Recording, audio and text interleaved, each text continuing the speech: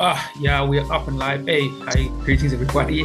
This is Wesley Pepper. This is the Art Lexcia podcast, and you're tuned into episode 176. Oops.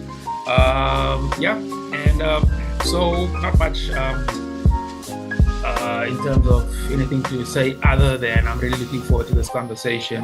So I'm talking to a long friend and contribute to the show because Nolan's been here a bunch of times already, but in a different, I would say, we were talking about somebody else's art. We're not going to talk about his art today. We're actually going to talk about something that actually sits very close to me, man. If you've been following this channel for the past however many years, you notice that I've always brought up tech, and I've always been asking artists about their relationship with tech. And I mean, in tech, I'm meaning everything. So from devices to social media platforms to AI to everything. And I've been constantly asking artists how, and the reason is because I'm fascinated behind how technology is changing our industry, and I'm fascinating in developing a platform to adapt to that or to react to that, to adapt to it, but also to react to it. Because, and I know Nolan and I probably had a conversation about this in the past already about the art system has been like it is for too long and it hasn't changed. But I've said a bunch there. It's afternoon, so good afternoon, Nolan Stevens. How are you? And Mate. welcome I'm to good. the Art Lexia podcast. Thanks, mate. Appreciate it. Appreciate it. Yeah, man. So Yeah. let's jump into it, Nolan. So we spoke about this offline about quite a bit. What's your take, man? Where are we? We're sitting now in 2025. The Yeah. Joburg, the Cape Town Art Fair has passed. So the art industry is up and running. People are doing, shows are happening, whether it be theater, fine art, etc. We are busy. So where are we now? And well, let's just start with the introduction, and then where we are in terms of tech, and then we'll just jump and run with everything. Okay. So what does that mean? I should introduce myself? I forgot to say that. Yes, I think that'll be a good thing. I Okay. think that All will be good. a good thing. Okay. Yeah, yeah. Okay. So let's start with that, and then Okay. Cool. So I am Nolan Stevens. I'm an arts critic slash writer, curator, and I guess art advisor. Um, I've been in the industry for ages. I mm, mean, Wes and I have basically been doing this ish since forever. Yeah. Um, yeah, and just when you started mentioning this conversation to me about like AI and the arts and how does digital technology impact the arts and what am I feeling, thought was, hey, I'm no expert, right? Which is what you then said is, yeah, no, everybody I've spoken to says they're no expert. But I think their crux matter, you know. So a lot of artists have been in this position. I've worked at an art studio, right? And a lot of artists are you speak to them about AI or tech. They're like, no, I'm not expert on that. It doesn't affect me. We in mm, South Africa, mm, it's a Western problem or it's a European mm, thing or an American thing. mm. Doesn't affect us, right? Yeah, exactly. And Word for word. that is problematic, at least to my limited understanding of this. That is problematic because it then it takes the power away from us, Mm, and puts it in the hands of somebody else. And as creators, we're so used to not really having that power. We used to galleries doing everything for us, when they're like, just pitch up with your art, we'll do the rest. We've gotten used to that. Um, And in the same breath, I say that, but I also, sorry, mate, I know I'm kind of shaking a bit. fine, don't worry about it. Just Don't stress it. dealing with the flu, so my body's all kinds of weird. So in the same breath, we do use tech as artists, and this is artists across the board, whether it's visual artists, theater makers, dance, music. We do use our, I don't know, virtual spaces to curate our own kind of shows, our own kind of platforms, whether this be on Instagram or podcasts or I don't know, any kind of platforms on that level. we are slowly beginning to take control of those spaces, but it is a double-edged sword. I think I've said quite a bit right now. Yeah, If you want to interesting. jump And in. I wanna jump in there. So like you say, just for my listeners, as a when you say that you work within the arts, you work on in various levels. So because I actually know you as a visual artist, someone actually that makes art. And I'm saying that because just for some perspective, because even myself, I've worked in various, I would say, levels or whatever the word is in the arts. In other words, my perspective is not just coming from somebody who creates art, right? And with that said, you also mentioned the thing with the gallery, which I think is also of them doing uh, uh, so much, so much for us. And I really do feel that this technology is groundbreaking, and it is sort of because I remember when social media, or let me say well, Instagram actually, but I know it started off with Facebook. Some galleries actually told me that I can't post all of my work on there, especially if I had a show, because of they had a bunch of reasons for that. So there was already like at least my understanding back then was that galleries already saw or tried, maybe not control, but at least curate that social media space. But a lot of artists who I spoke to at that time already felt that they don't see the point because they actually have access to more people, and they just need a system to buy and sell basically. To cut a long story short, and here we are in 2025, and you mentioned early on a lot of naivety around it. I definitely have seen that. And I've seen also a sense of artists, and I'm generalizing here, but saying like they sort of want somebody to take the lead or somebody to tell them, because we are not getting that from the highest, we're not getting that from government either. In fact, there's been what I've been following it has actually been quite deaf, and that's quite problematic because this is such a huge thing. So that's just a breakdown for my listeners. So kind of where I want us to steer, Nolan, and you can start with there is just give us your insight, because you're working, for example, with like the studio's name has slipped my mind. But you're working with that studio in Assistant. Assis Yeah. Benze. Yeah, sorry about that. This slipped my mind. Okay. Okay. So you're working with a bunch of guys, and we did that podcast. We did 2 episodes. With the phone, which people love. Just so by the way, just the concept. I know we can do it better in terms of like better cameras for sure, better sounding and so forth. But that'll come. But I think already that thing I've been getting some pretty interesting feedback on both of those, especially the last one. The last one, I think it was last year. So what's your experience in working with artists currently now in 2025? How are they using this platform? And I'm talking from the Assis Benze artists. I'm talking in terms of marketing. Are these do these artists still do they have similar concerns about what we're saying about the system, needing to be changed, to be shook up, and so forth? I think in that regard, not much has changed. And I stand to be corrected because I don't want to speak for every single artist working Yeah, in yeah, and also 2025. just a disclaimer for that also on my Yeah, yeah, side. yeah. We're not speaking on behalf of everybody, Yeah. It's just and our we're not general understanding. experts. Mm. Yeah, too right. So I would say not much has changed from like your experience and your experience with galleries in terms of posting of works. You spoke of the naivety that artists have of the gallery will do everything or the studio will do everything. There still is a sense of that happening.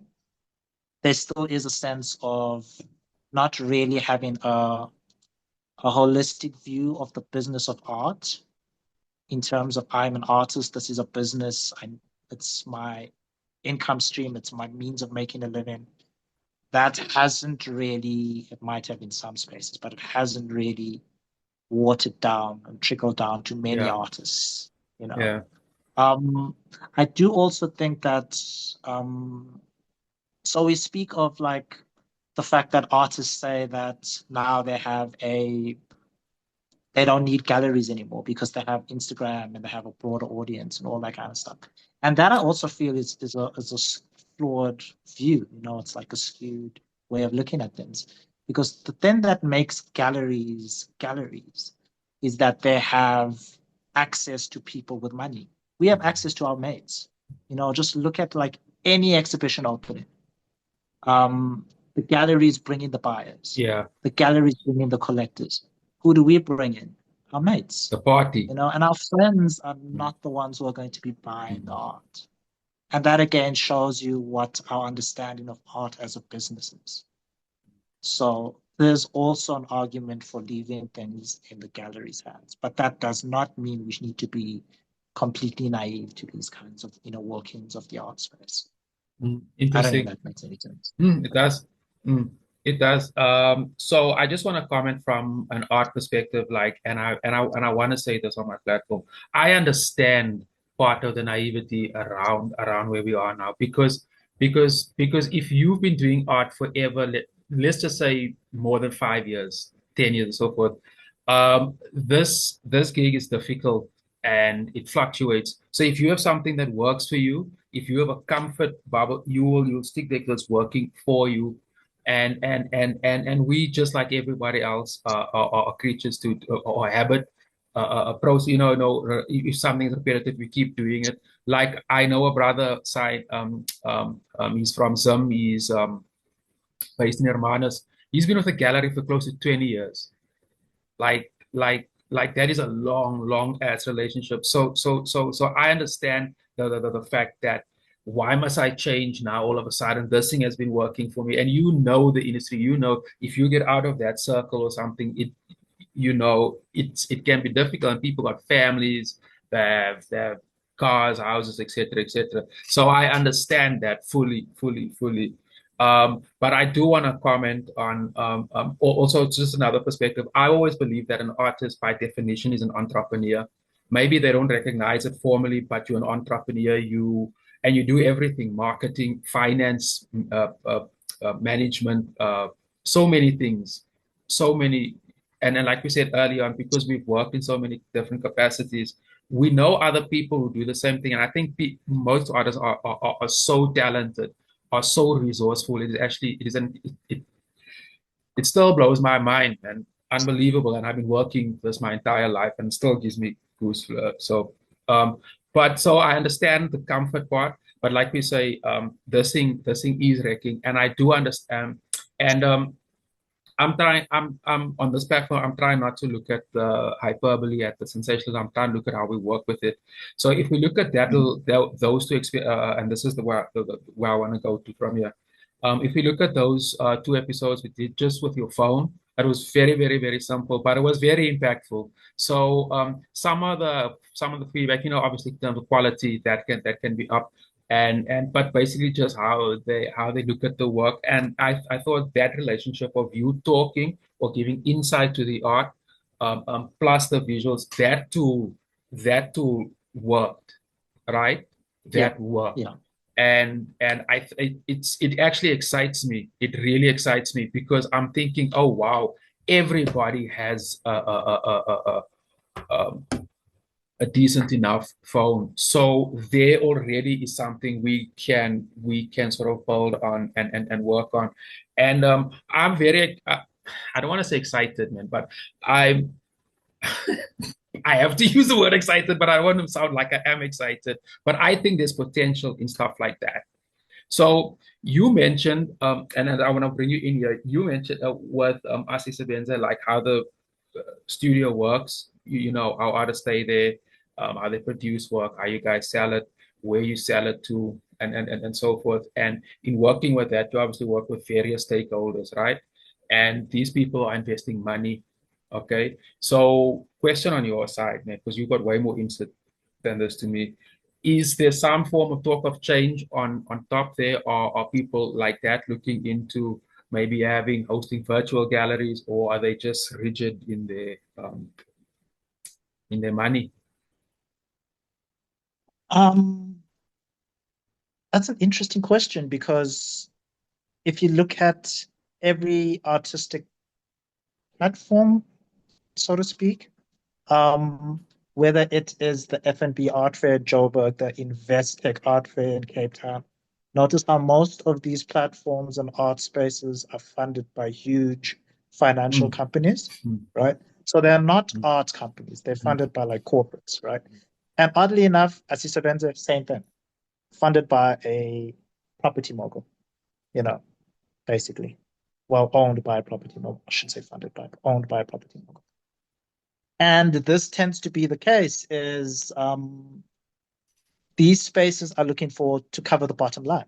Mm. So creating galleries, creating um, different infrastructures for art spaces doesn't come into the conversation because the question is, how does this affect the bottom line? How is this affecting my pocket? You know, they might employ people who do that stuff, but at the end of the day, if it negatively impacts their bottom line, stuff, Fine. because Which that's makes the way the arts sense. industry works. Yeah, that It makes and sense. mm, Art is a business, mm, which oddly enough, if you're a fine art student, you don't really get taught that. mm. You get taught that if you're a graphic design student, if you're a fashion design student, if you're an interior design student, if you're a multimedia student. But if you're a fine art, mm, you learn that when you're out in the real world, you That know? that unfortunately is our reality. Like you're saying there, it's sort of triggering me. That's why I'm coming in. Maybe a bit early, but like you are right there. Same, my experience is the same, and I know many others were too. That's why I said that we are entrepreneurs, straight up. I think we can do TED talks on entrepreneurship, and I think that there's artists that I've seen that done the most extraordinary, developed products, shows, and made money off it with basically just their creativity and the resources that is literally around them. And I mean, I'm not that experienced in other fields, of course, but I think that is extraordinary, and I know very few stories like that. So just to bring it back to the money, and I just want to add this. Actually, I don't want to go too far on down this road, but now that the US aid goes that old Trump bullshit, basically the money has dried up. And I've read some stuff of like various like you say these companies with their social development programs.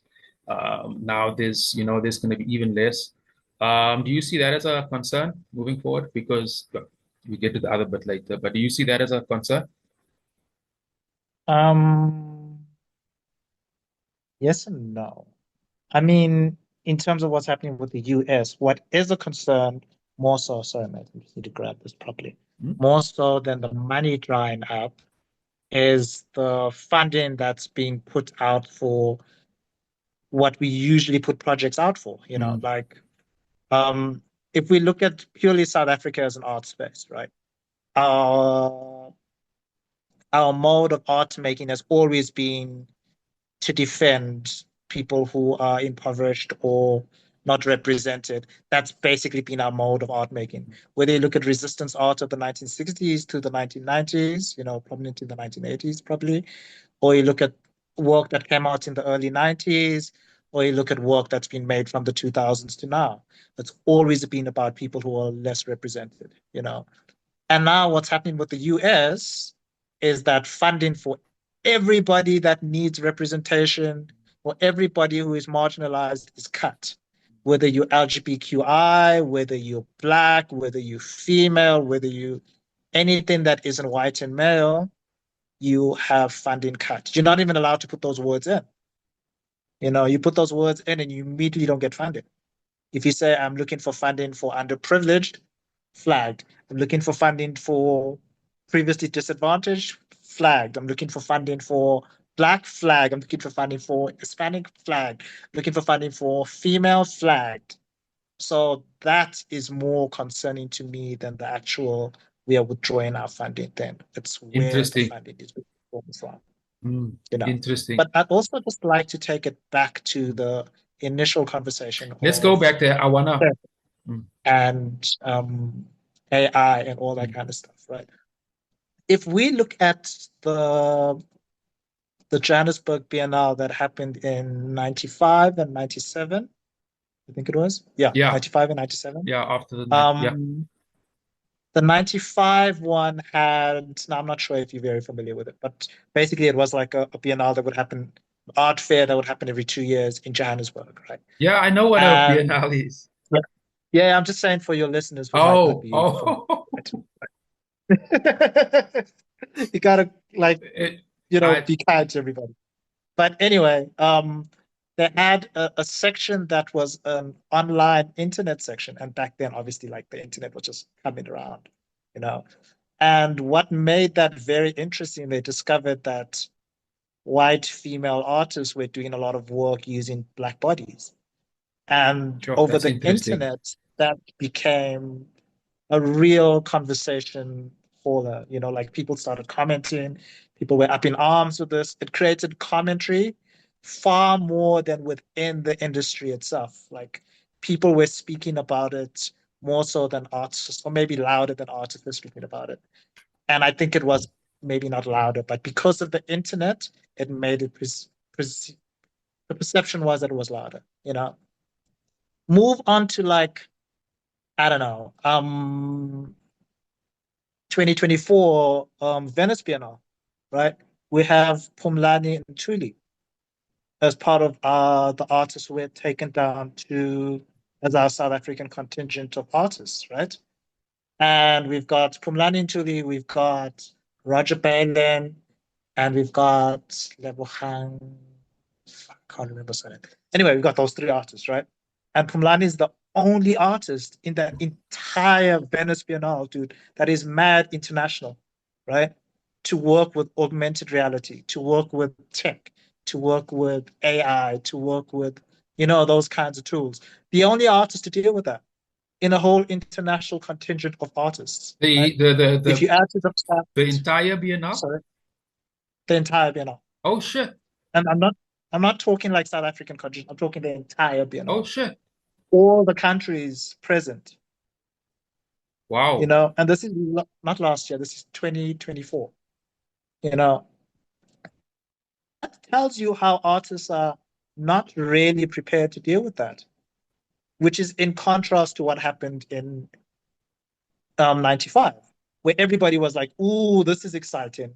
Now we're like, ooh, this is scary, you know, complete ways of looking at it. That's a very, very good point there, Nolan. Yeah. Um, thank you. Thank you for Oh, sharing that. just something else I just remembered. So with that Venice, one of the challenges that people had, particularly the South African contingent, both curators and artists, was that so because you basically have to, Venice is basically like this slowly sinking island, right? Mhm. And if you're transporting stuff through, you literally have to take it by boat, you know. Was Wi-Fi connection. So one of the major conversation things that happen when people speak about Venice, and Venice is one of the biggest, there's Miami and all those other kind of art fairs, but the Venice Biennale is one of the Yeah, biggest it's like the artistic Olympic events that Games happens. of the Yeah, arts. Mm. exactly, right? And if there's issues with connectivity and issues with Wi-Fi, understandably so, it's like a heritage site. You can't have to be very difficult, like be very concerned on how you deal with the buildings and all that kind of stuff. But when it comes to what is the point of a South African contingent going through when we don't even get to experience this as art loving people, we don't get to experience this as artists, as critics, as art connoisseurs, as art enthusiasts, because we don't get to see the stuff coming out of there, you know, it becomes very interesting as like, what is the point of this shit? Oh yeah, You know? no. The access to art Yeah. is my biggest thing. That's why also part of the reason why I mentioned with the cell phone was because we have the power now to broadcast. And I think that's yeah, no, I agree there. It actually pains me to know how little access there is, and or little access there is to curated spaces. And I always find that way too sanitized, and I don't really like the. I don't think to see a bunch of people taking selfies is not what I want to look at. Basically, if you and Mm. people with wine, if you hear me, and that's all you see. So I fully. Which oddly enough, Hmm?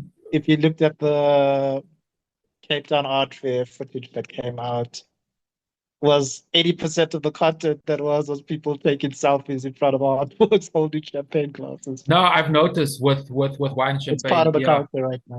it is. Yeah, I it's think totally it's part of the I culture. we can actually have a conversation. Maybe not right now, but like I think that the whole wine drinking, getting drunk by art, I find it actually quite insulting.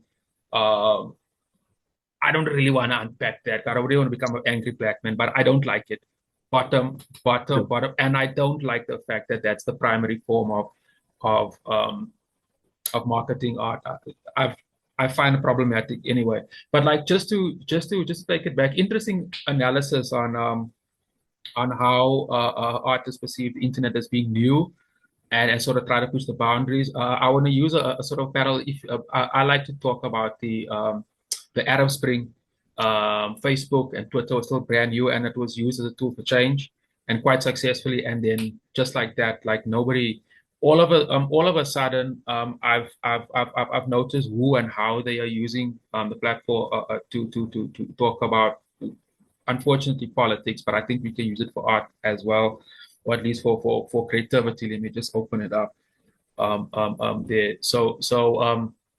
Interesting, and I think that that could maybe be one of the reasons why there is a sort of a pushback, as also all of this narratives around AI overlords and giving AI stealing your data. So maybe people are trying to. I mean, I don't see the point, and I mean, I don't think it works. But they're trying to keep the little that they have. But you do you hear what I'm do you hear Yeah. what I'm saying? Yeah, I mean, man. I it totally think makes sense maybe, though. but yeah, sorry, go on. I mean, it totally makes sense for people to want to have a controlling hand over things, Mm, like in the same way that you were, I don't know, I want to use the word controlled, you were advised not art on when you were creating art by galleries, mm, right? You can totally understand why that is. It's the same reason why when you look at a Cape Town art fair, most of the content we get in is through uh, influencers who are walking on with cameras or their phones or whatever. It's because it's not to the to the gallery's advantage to show you the whole show. Because if they do that, why are you going to come to the then why do gallery? you wanna?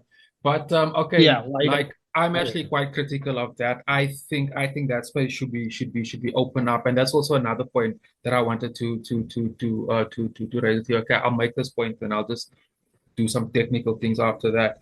But like new markets, brother, new markets. Like I feel that there is such a lot of markets there that is untapped, right? I feel there's also different ways of selling things to these people, or let me say, packaging art, and having them experience it especially is. I don't think this system of having only a couple of thousand people at best. I'm talking art fairs and so forth. Group art exhibitions is a couple of hundred, if that amount of physical, sorry, of physical people coming through. I don't think that type of curated, like tiny little ass market and all these creative people around that is sustainable. And I've been part of it. So I just don't think it's sustainable. I can I'm actually taking a bit of a risk here, but that's life with what I'm doing, with what we're building, because I wanna tap into a much broader art market. There are people who are watching YouTube videos, who are going to various concerts, who are streaming various art related content. I think there's a much bigger audience, and the access is my is my is my thing. I don't.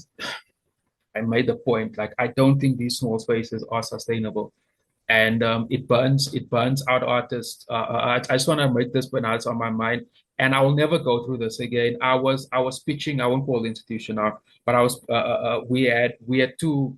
me and another guy, we were interviewed together, or at least, we were sitting in the same room. I think he went in first, and when I got there, I saw him. I know his work, and I sort of, I know him. I know where he is from, etc., etc. So already I'm starting to underprice myself, or to make calculations in terms of like how I can get ahead of the and as should have it, I got the gig because I underpriced myself, so I can get, like, it's things like that that I find unnecessary, to have two incredibly talented people put against each other, under or overprice each other for a gig that they can get, that they can also create somewhere else, or through somewhere else. There's a much larger market out there, man. Um, Yeah. I'm just I guess as an artist, I'm also just frustrated of how everything is invested in a little ass group of people. And now with all this taxes, and I mean inflation, this and basically your disposable income comes shorter, and we get affected by it, and that's not right. When there is people that want to support us, I also feel there's different ways of selling our work. At one stage, I was thinking NFTs, but I think I think we all were at one stage. yeah, that's And actually quite again, people expensive, didn't know and enough it's about that ish for it to work. So uh, I don't know. I'm still on I don't have the money to do it, first of all, and the risk seems heavy, man. yeah. The risk is just but I think NFTs might evolve. I mean, I'm sure somebody will add on or take on from the technology, and there will be some Mhm. form of a digital product, so to speak. There's also 3D Yeah. printing, which is too dope. That you can buy something and just gonna have it printed out. I think that's a possible. Uh, uh, That is something I do see a lot of artists doing, though, the whole mm, 3D printing thing. mm. Yeah, Particularly at ASU, there is an artist who's actually been experimenting with that.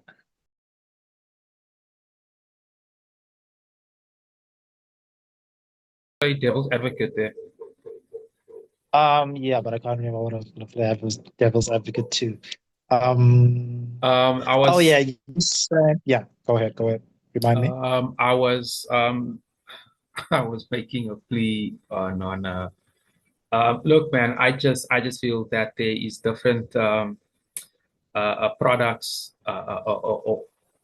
and I mean products because I don't think it probably is the right word of that we can use art. And I was making reference like the 3D printing.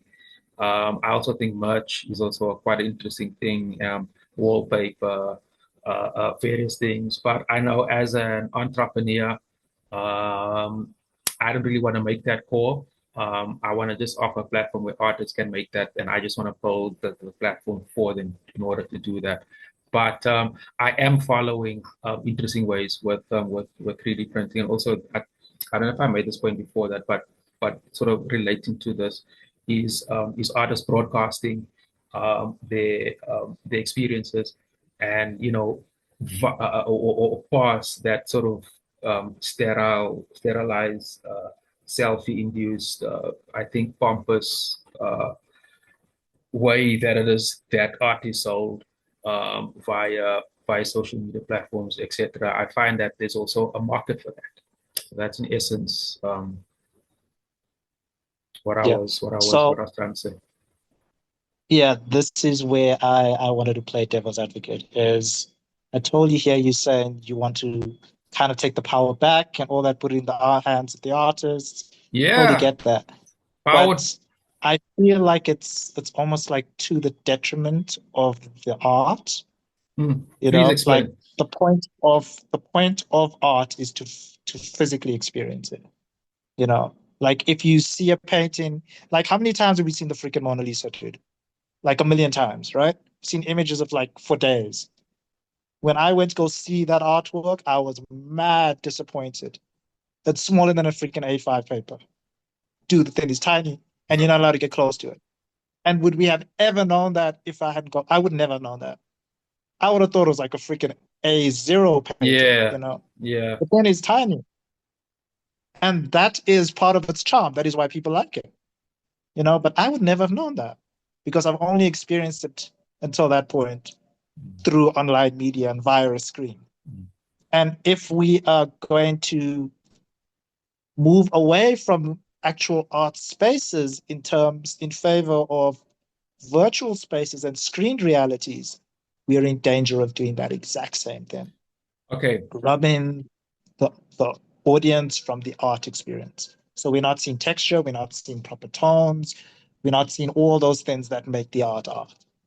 Okay. So I wanna come in there. Good point. And I wanted to raise about talk about this. Is that firstly, I don't think on my own and the direction with the app, I don't want to replace nothing. I do think you are. I mean, you are correct. And also, people, that connection, you can't fabricate that. And I think it's I don't. I think it's almost socially responsible to make that solely a virtual thing. I think there's too many it's but I do want to offer a platform that can do that, so that space can exist, but you can also exist in the virtual space, because there's also another point that I want to get you, and it also relates to new markets, is that if we do, let's say, there's this Jill Scott Heron album. I think it's Corner Small and 125th Street, I think. It's an old album anyway, but it's recorded in this little ass club, and you can hear it, even the acoustics. You can hear it's when the crowd is small. It was Mhm. it was recorded there. It was already experienced, and only those people there would have ever experienced it. But it's experienced. I mean, like I'm listening to today 40, 50 odd years ago. My point being is that I do think that those two spaces can exist. And in this time we can exist at the same time. And I think there's opportunity in that, especially with regards to sales, artists making money. Um, you can Ooh, I have want to your come in there. I totally want to come in there. I totally want to come in there. yeah, I made my So point. I love the fact that you brought a music example into it, right? I'm constantly having um debates, arguments, intellectual conversations. Let's call it intellectual conversations with my mates, right? About music, because even when we were living close to each other, we would engage a lot with music, right? I think it's like a total artist thing to do, like just It's my revolve around thing. music. Anyway, It's my thing. I'm getting over the point here. When we look at things like music, like about vinyls, as you know, my brother was all about vinyls. Yeah. So I've kind of taken over that too. I'm very much about, like, I've got an extensive CD collection, as you know. Um, and very much about like tangible, like, and like I still have books. Like if you look at I still have books. I still have a freaking vinyl player. I've got like DVDs, but no way of playing them because I don't have a DVD player, you know. But the point I'm making is, if you look at things like Spotify, right? Yes, we have the world at our fingertips. You know, we can listen to all sorts of music. We don't have to go out and spend X amount of money on buying an album that we might not even like because we've listened to a single, which is an argument my mate has made to me. You know, um, but within that, we lose everything that the CD was, everything that the vinyl was. Like I used to I love agree. opening the CD The artwork. and Mm, experiencing the smell, the mm, art, the liner notes, the mm. production notes, where it was recorded, who the producer was, who the musicians were. You know, that is not in Spotify. That is not in Tidal. That is not in any of our streaming platforms, right? If you look at how we engage with film, like when's the last time you actually went through to a cinema, mate? Like I went Uh, last year, well was like on a date, over, and it was like well 300 over something 10, bucks. I'm not doing that, Ishrican. 300 You know? bucks. Yeah, for like Sure, two people. Two sure. people and like popcorn and like snacks. Over 300 bucks, right? But I'm not doing that again, purely for the money then and for the convenience The of, we convenient. can literally just Mm. Netflix and chill, or like stream Disney or any of the other gazillion platforms there are. But what do we lose by doing that? We lose all the amazing audio quality things that directors and sound engineers and all those creative people put into making a movie. We lose I all of can that because now understand we that. are I listening can. to it through a Mm. TV. No, you no, know. I can totally understand that, and I don't think one should replace. I want to make an example also with But vinyls. that I is the mean, point I'm making, though, is these adverts have replaced the others, right? I am pretty much the only person buying. replaced, yes, but I think like things like vinyl records has actually over in terms of sales has gone past CDs for years now. In fact, there's a little subculture around that. I also do think I don't think these things go away.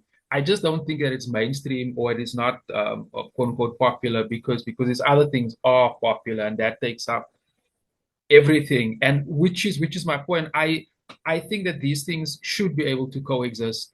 Because if we're not going to do it, somebody else is going to do it, and they're going to be making money, and then we're going to have to be using their platforms, using their payment systems, which is another topic, maybe not for right now, but like it's also something I'm fascinated in. Is these sales and these payment systems? I've picked up a few things around that, but anyway, that's for later. But like I was saying, I do Good think point. they can coexist. And my thing is new markets, man. Like if you look at this what do they call them, Gen Z? I get so confused with all these terms, but kids, Yeah. right? Kids that has been brought up in I know there's a word for them, that is brought up in a world without that only had AI. And there's but you get what I'm saying. Those kids will only be able to experience what we did or doing via a device, right? So first and foremost, in growing the market, I don't think it is financially sustainable to just there's other generations need to access that space too, and the only way they're going to access it is digitally, unless they have like really cool parents. And but let's be realistic, that's the minority, unfortunately, right? So there's that, and there's also other types of look, man. One of the stuff that really blew my mind about on on this platform. So during the hard lockdown of 2020, um, everybody, man, and I'm talking to artists week in and week out, and everybody or their time is being consumed by some form of art, whether either be some form of streaming platform, movies, books, uh, actual art. Am I Mm. missing something? Maybe even cooking. Maybe one could make an argument for that being a type of art form and so on, or some form of creativity. Even when they were doing that pineapple beer and stuff, there was an element of creativity, and people had to tap into something that, I do think that maybe people weren't aware of what they were consuming, but I was surely I was, and I think that Mm. we can coexist with, and we can. I don't want to sound like some American capitalist, like sell them, sell them, sell them. But I want to find a nice way of saying it, man. Not like a You want to fucking sell them, but find a nice way of saying it. yeah, man. Like I don't want to sound like a McDonald's or somebody, but I Okay. do want to be. I know maybe I'm towing on a line and I'll probably fall on my face and whatever. But there's cats out there, Nolan. People want to read what you have written. They want to see art that you've done 15 years ago. Mm. Um, and they want to experience it. And we should be able to monetize that. And that is my point. So, so let's just get into that. You make a very, very good point, right? An extremely good point about these places don't have to, one doesn't have to replace the other. And you just mentioned people want to read what I write, right? One of the fears I have as being a writer and arts journalist is that most of the spaces I write for say, "Oh no, you're too expensive." You know, we could get ChatGPT to write this. You That's a know, that's another and it point. then falls into what you were saying, is you don't want to go into conspiracy theories as AI is going to like be our overlords. But I mean, dude, it's like it's happening. It's not a conspiracy theory anymore. It's happening. If the Have choice you is between paying an artist to do something or getting a machine to do it for you and not pay anybody, believe me, when it comes to the corporates who are handing the money, they will let go of the person with the skills absolutely, and go for the absolutely. machine that they don't have to pay for. So it is not a conspiracy theory anymore. It is conspiracy reality. Well, Have it is you reality have reality. you have you used any AI writing tools or any AI tools in I any have, of the art I or have, anything I you've have. done? Yeah, I have. So what I do is I'll write out an article and then I would like put it into ChatGPT and say refine, and it'll like refine it, take off all the fluff. Because being a writer, I want to indulge and talk about this emotion and that emotion, and AI being a cold freaking machine, well, we'd like to think it's a cold freaking machine, like cuts all that out. But at the same breath, when you do stuff like that, an AI detector will find it and say, it's written 100% of the article. So if anybody takes that artwork or that article that you've done and puts it into an AI detector, the work you've done doesn't come up. The work it's done is the only thing that comes up, you That's know. interesting. And then That's when you think about copyright and those kinds of ideas, like when people say, "Oh, what are we going to do? Like these things are stealing our copyright laws," and people are like, "Ah, bullshit." Just you're just scared because it's a new tool. Like legit, AI is taking the That's creative where that knowledge that that that we that as you are creatives right have. there, and that like you say in terms of conspiracy, I do think that thing is concerning, and I find the fact that there's so little conversation, especially around government, about that is problematic because you can make the same argument about visual art. I mean, I Yeah. mean, you are right. That thing there, to be honest, I'll put all my cards on the table.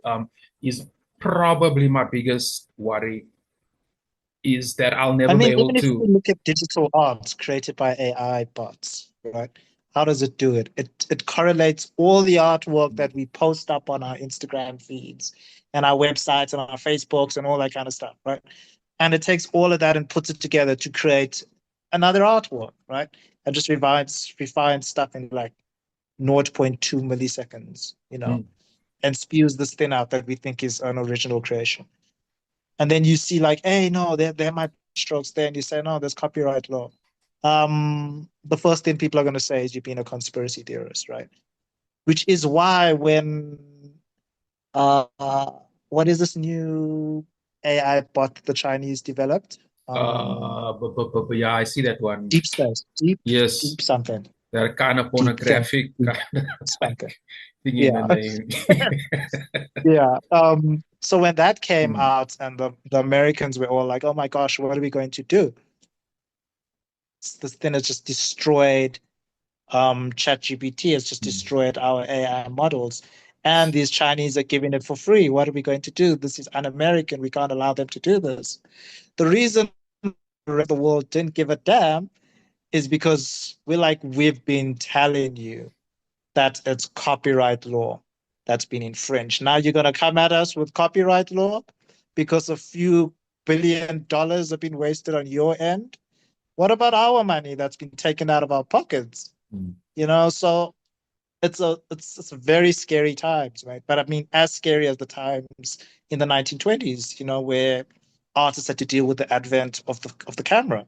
It's exactly, well, maybe not exactly the same thing, because this is Interesting now point. thinking for us. It's not just a tool. It's a tool plus it's thinking for us. Hmm. Like I was saying to someone just last night, what happened to the part of our brains that used to remember telephone numbers? Where did that Well, go to? well, well, well, I made an argument the other day around that is that like we gotta remember a bunch of passwords. I've got to remember. Yeah, you can say them onto Google passwords, but you still need to remember that password and your Google account password. Yeah, sure. And also there's numbers. I don't think we sit and remembers. I certainly don't. I Yeah, wanna, I yeah. wanna, I wanna, I wanna make a point, which not a point, but talk about this. Like this is a genuine concern. You talking about there about what AI taking. How do you think? I mean, I'm not I'm not expecting you to give an answer, and that's unfair. But look, man, I feel somehow, either through this conversation or many conversations, we should raise. There should be some. I think in a perfect world, we should lobby government to implement these, or at least to regulate. Would create some sort of legislation. Yeah, I can't see any other way, because we certainly don't have the power to do that. and we don't have the resources. I mean, we just don't, regardless of how many there is of us. Um, I think, what's your take on that, man? What and how do you think? Um, I think that is, I need to figure out how to phrase this without being offensive. I think it's a very utopian idea, like it's not going to happen. The government is not going to create any kind of legislation for this. And for the mere fact that it's not in their best interest to do this, because they get funding. Like, look at the fact that Elon wants to create Tesla factories here, right? You think they're going to create any kind of legislation against Elon when he's throwing millions into the country? Good point. Hell fucking no, Good point. right? So it's never going to happen. In the same way, it'll never happen that they're trying to, that we need legislation stopping Europeans from buying up land in South Africa, stopping Asians from buying up land in South Africa because it leaves none for South Africans. That's never going to change because South Africa is looking at their bottom line. China is going to throw in millions. What are South Africans throwing in? You know, not the same as that. So they're never going to change that, which is why Cape Town is 80% owned by Europeans. And they have a serious housing problem. But that we don't talk about because Cape Town is the glitzy part of South Africa, right? So let's not talk about the dirty side. Let's only show the glitzy side of Cape Town. So why would it start now with yards? Good It's never going to point. start, mate. Good point. Yeah. Good point. But I still, yeah, I was thinking like good cop, bad cop. So I'm not gonna say no, but we can legislate. But like you are right, you're right. And the current body of these goons running the show, they won't be shit. So I don't know where does that leave us, man, because I'm not gonna die anytime soon. At least I hope Mhm. not.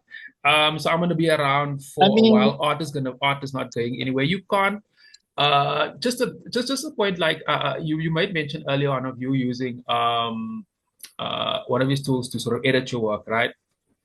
I've used some tools the other day, where this is an interesting thing on how it works, on the terms and conditions for my app, which is quite it is quite it's there's a lot of law involved there, especially if you're trying to sell work abroad. Like, it's quite complex, but there's a tool that allows you. It's quite in depth. Like, the whole prompt, I would call it, took me about an hour, about 45 minutes to an hour to go through everything, because it asked me many, many, many questions.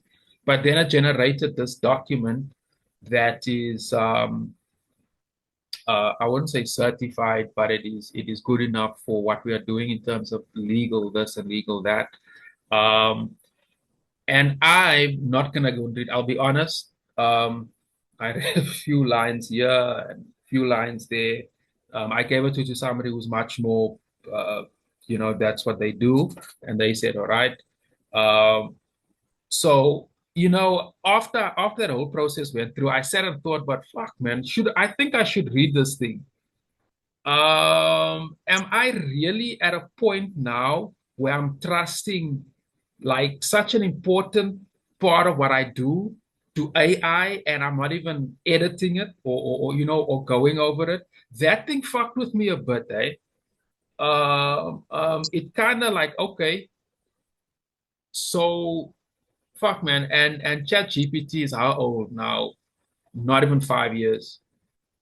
And there's that level of trust. So it makes complete sense about what you're saying. Government won't do shit, and there won't be pushback from anybody except maybe you and I and a few others, because yeah, people are comfortable, and that's just the reality, man.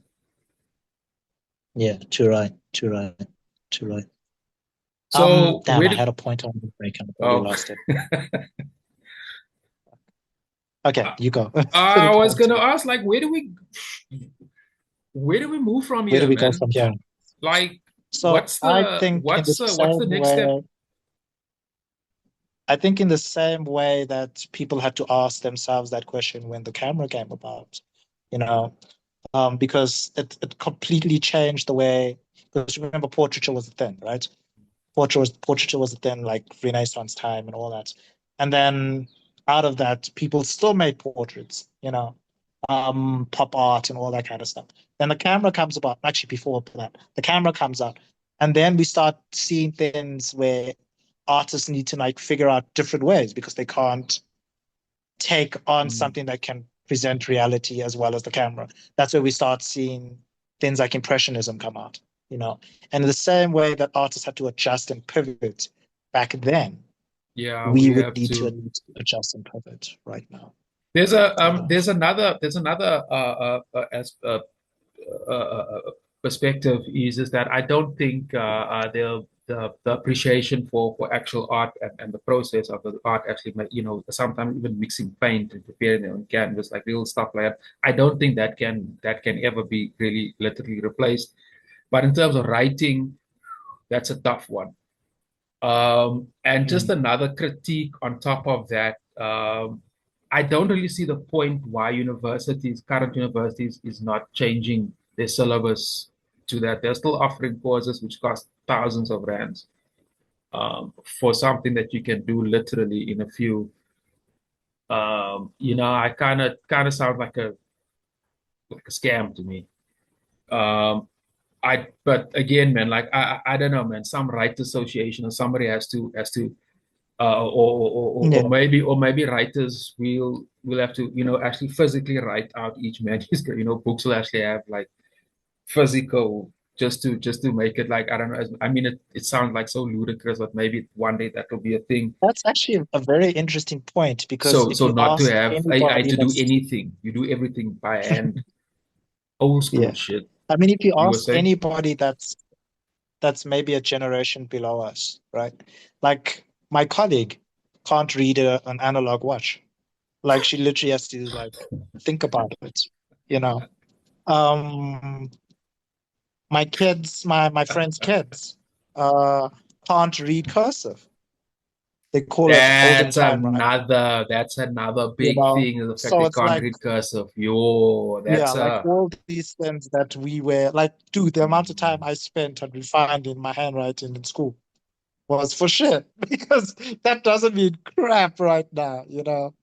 And it's like you think of like artists who refine their brushwork and they refine this and they refine that and their use of texture and all that. And if it's going to be experienced through a screen, it's not going to mean shit. Mm. So it's all of these weird complexities that we have to deal with. Well, Also something that is not refined to only the art space. I mean, like I'm a big football head, as you know, right? Like, and you look at like European football.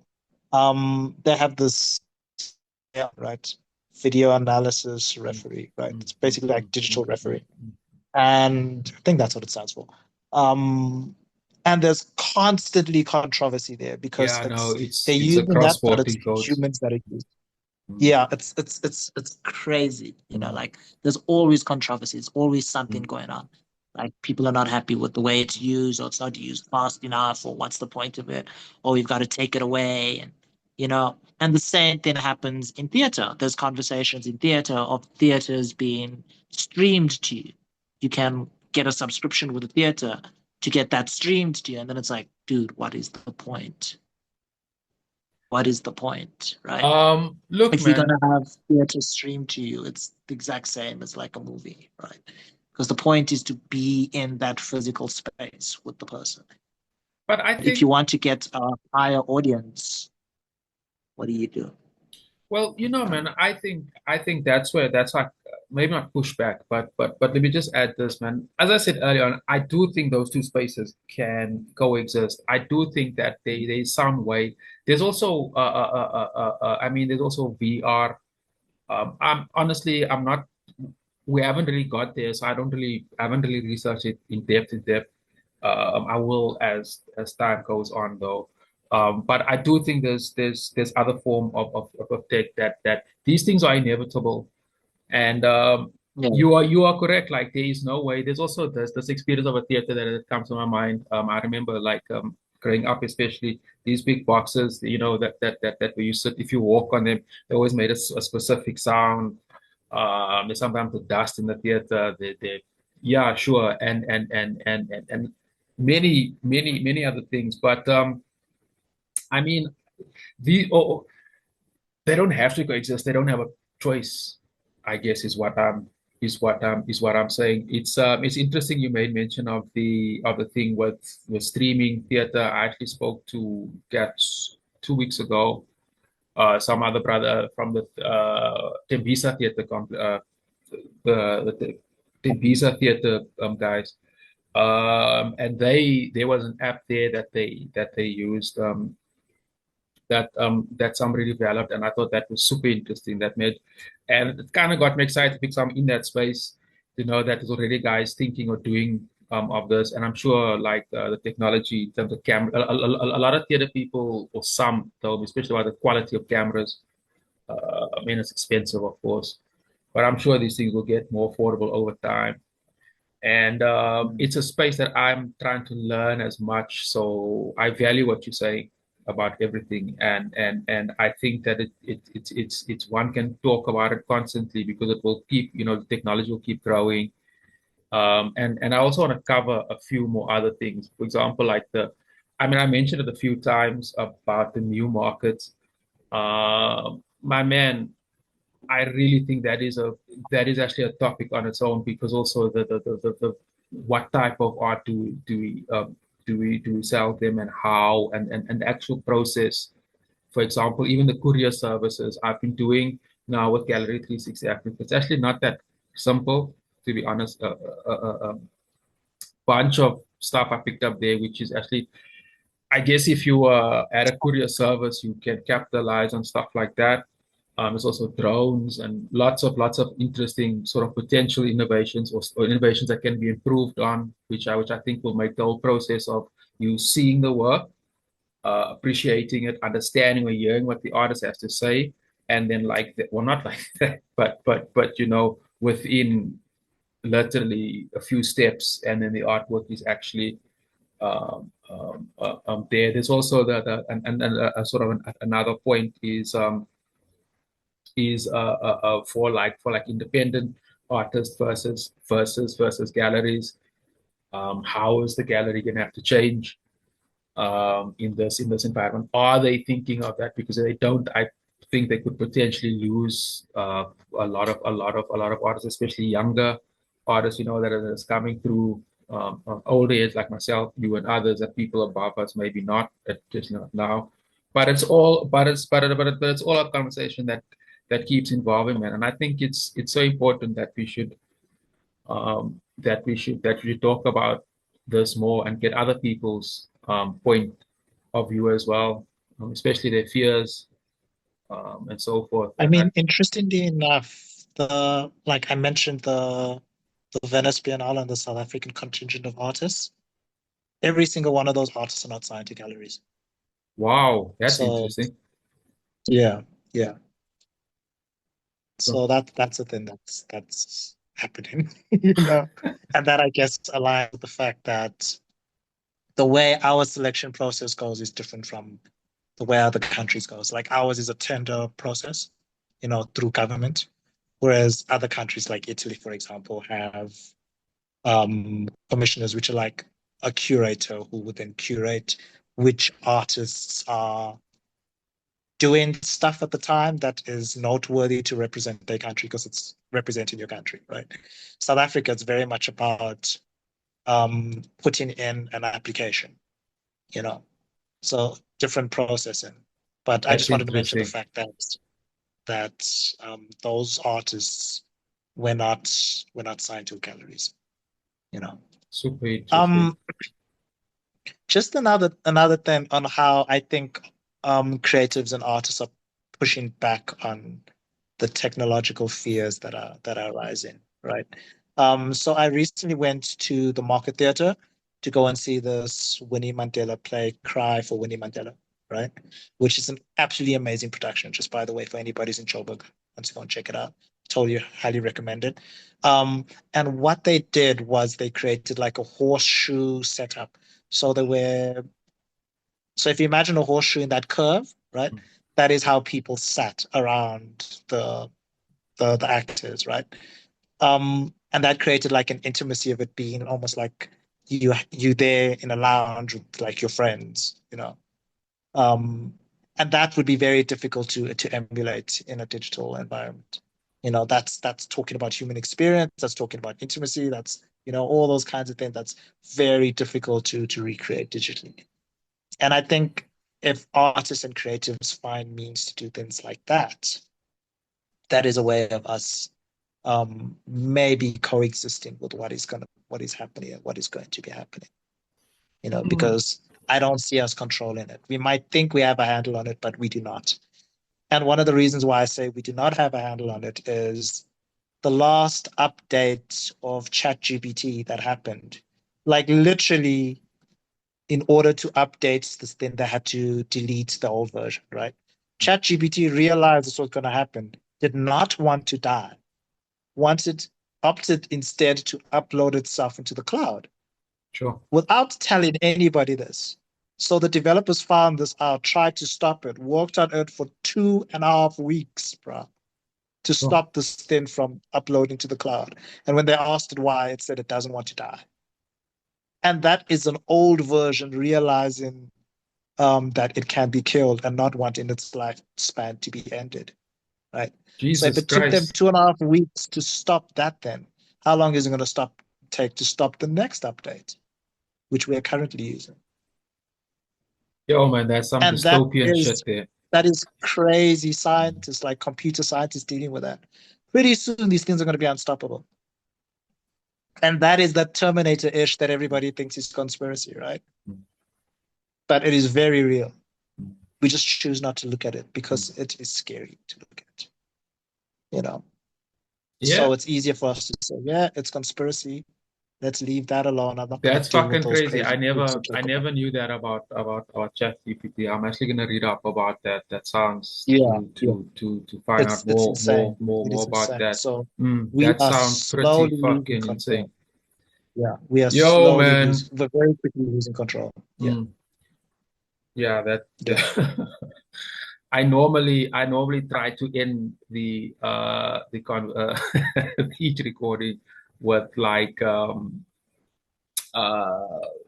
not necessarily shout outs, but like Twitter handles and social media handles, pardon me, and dates and stuff like that for other gigs and so forth. But since ChatGPT is probably listening, I think we're gonna have to Well, we have to keep learn it how on that one. Yeah, yeah, we have to learn how to talk on code or something, and like some complicated rewrite the yeah. yeah, we're I gonna have to. mean, I I read immediately, somewhere.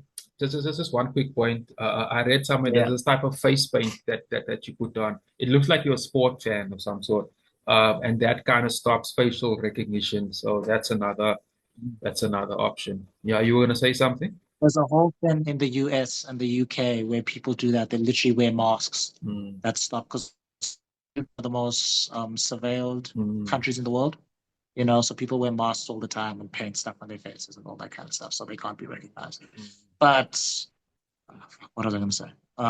What were you talking about before that? Mm, I forgot that one. I was trying to end the this recording in a kind of a not a dystopian kind of a nightmarish thing that I'm probably gonna watch a series like that probably this evening. So like that's the type of world we live in. I don't want to talk about it, but it's my entertainment. It's my form of entertainment. That's True, the true. paradox we are living. Although personally, I don't really like dystopian type of shit. I'm into other shit. But Nolan, Oh, yes. One of the things that we didn't speak of that I think is very, very important is the fact that so we live in the continent of Africa, right? And we're talking about tech and AI and all these kind of um, innovative means of creating, right? And it is incredibly interesting that these devices and spaces and places and realms do not have space for us as Black people, as people of color. I mean, that's another if you thing try I to wanna. Google Black people, you get every racist thing biasness, that you come out about, the biasness like the bias, yeah, the around that racial bias is there. is And fucking that is the same of unbelievable. our history. That is the same of our spaces, of our people, of our stories. It's the So I same. kind of understand the hesitancy to using these things as people of the continent. I No, kind of no, no. understand. I get you. I get you. And like I say, that's another thing. But I need to wrap this thing up. No, Yeah, let's actually make. We'll talk offline and maybe coordinate so we can talk about those other points because I do think they're pretty valuable, man. And I want to pick your brain yeah, about the whole the process of selling art. I know you've worked more in that than I have. But Nolan, this was great. Mauti, sharp. I'll actually publish nice this one. thing this evening and I'll hit you up on WhatsApp now. To all my listeners, if you Cool, found cool. value in this content, smash that subscribe button and let's hope ChatGPT is not listening. My brother, I'll hit you up on WhatsApp now. Sure. Nice one, mate. Thanks for this one. Have a good one, eh? Cheers. Bye.